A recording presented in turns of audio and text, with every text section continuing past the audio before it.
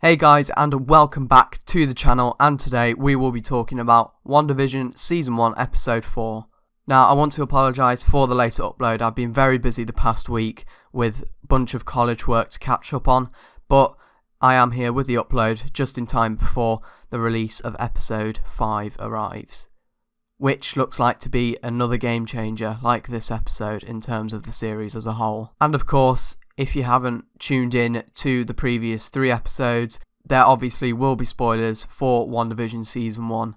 So please do be aware of that if you don't want your experience of watching it for yourself to be ruined, or if you haven't got Disney Plus and want to find out what's happening in the show, then stick around and find out what happens and the little Easter eggs that were scattered around in this episode.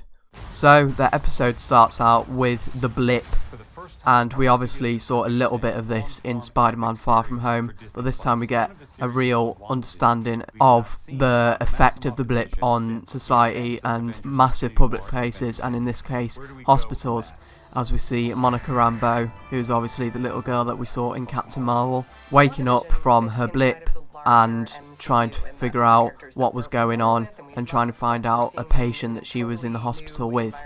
And we do find out that that is in fact Maria Rambeau, who of course we saw in Captain Marvel, who is turned out to have died of cancer in 2020, 2 years after the Thanos snap. Then of course we flash forward 3 weeks later and we see Monica heading back to work for SWORD at the SWORD headquarters on Earth. And we can assume that of course SWORD have got a base in space, and that is where we can assume that Nick Fury is during the post-credit scene in Spider-Man Far From Home. And we meet director Tyler Hayward, who then assigns Monica to a case in New Jersey with an FBI agent who we of course see is Agent Jimmy Woo from Ant-Man and the Wasp. And he finally learned that card trick. Close-up magic. I learned that. How'd you do it, Scott? Do what? The card trick. Seriously?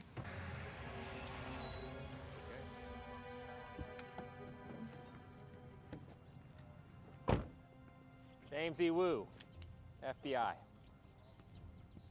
Monica Rambeau, SWORD. What's the story here, Agent Woo? And Monica and Agent Jimmy Woo try to investigate what is going on with the town of Westview, as we see Monica use a SWORD drone to try and get an overhead shot of what is actually going on in Westview to try and see who is in Westview. And the drone just simply disappears in, of course, the energy field that is surrounding Westview. And Monica goes to investigate, and she puts her hand in the energy field too far, and she gets zapped and brought in to the Westview reality that Wanda and Vision are in. We flash forward again, this time 24 hours later, and we meet Darcy Lewis, who of course we saw in the first 2 Thor films, and this is the first time we've seen her since 2013. She instantly, of course, figures out a general idea of what is going on, and she managed to figure out how to put the Wanda and Vision sitcom reality onto an old school 1960s TV.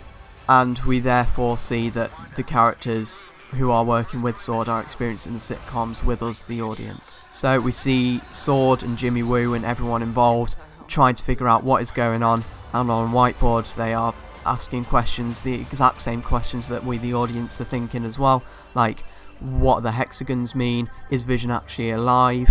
And we also find out that the Westview energy field is in a 5-mile radius, which makes sense considering that Westview technically didn't exist according to the Eastview police officers, but it seems like those Eastview police officers were in some sort of spell, possibly by Wanda or some other sinister force behind what is actually going on. We see SWORD also identifying all the people that we see in the TV show and they've all got New Jersey IDs, except of course Wanda and Vision, as well as Agnes, their neighbour, and we don't see any ID for Dottie either, who we saw in the second and third episode. Then Darcy and Jimmy Woo decide to try and contact Wanda through a radio, which she stands next to quite frequently throughout the episodes, and we see of course Wanda being contacted by Agent Woo in the second episode when she's talking to Dottie, and we now see the events of that scene happening from the outside of Westview.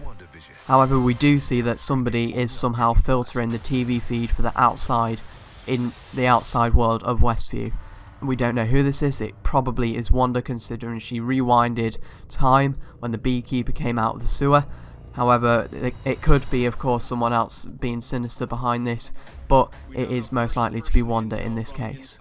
We of course then see a bit later that Wanda kicks out Monica of Westview, and we see the events of that fully play out, and Wanda is sort of brought back to reality as she does remember Pietro being killed by Ultron, and she therefore kicks Monica out for bringing that up and trying to ruin that perfect reality that she's trying to create by the sounds of it. Then we see Vision come back into the house like we did in the third episode, and we zoom in and bang, Vision is dead, and we see his dead corpse walking around and talking, which is, I'm pretty sure, scarred everybody's brain who's watched that episode. Very creepy scene indeed. But we resume back to normal. Monica's back out of Westview, and Wanda and Vision seem to be going back to normal. However, Vision does look directly at the camera, looking very distressed and concerned, and very much looks suspicious of what is actually going on, as this all seems too good to be true for him. So that is my breakdown of the episode this week. Unfortunately, we didn't see any Hydra adverts which link to Wanda's past life or any connections to any MCU properties that we've seen in the past.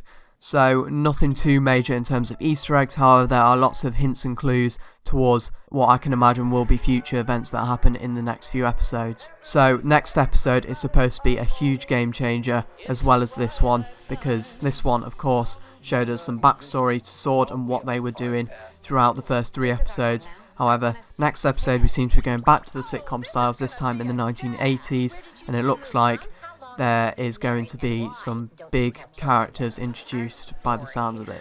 So be sure to subscribe and like the video if you did enjoy this episode, and make sure you have notifications on to be alerted as soon as the episode 5 breakdown ready and up on the channel. So again, thank you for watching, like and subscribe for more Marvel breakdowns, and I'll see you next time.